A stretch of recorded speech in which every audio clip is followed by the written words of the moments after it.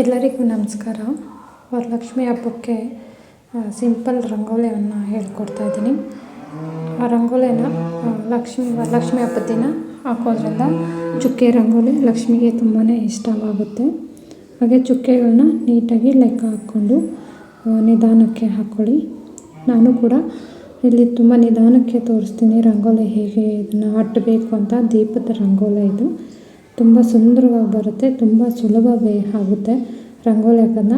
ದಯವಿಟ್ಟು ಪ್ರತಿಯೊಬ್ಬರು ಈ ರಂಗೋಲಿಯನ್ನು ಖಂಡಿತ ಟ್ರೈ ಮಾಡಿ. ವಿಡಿಯೋ ಇಷ್ಟ ಆದರೆ ದಯವಿಟ್ಟು ಸಬ್ಸ್ಕ್ರೈಬ್ ಮಾಡ್ಕೊಳ್ಳಿ, ಹಾಗೆ ನಿಮ್ಮ ಫ್ರೆಂಡ್ಸ್ಗೆ ಫ್ಯಾಮಿಲಿಗೆ ಶೇರ್ ಮಾಡಿ. ವಿಡಿಯೋ ನೋಡಿದ್ದಕ್ಕಾಗಿ ಧನ್ಯವಾದ. Thank you.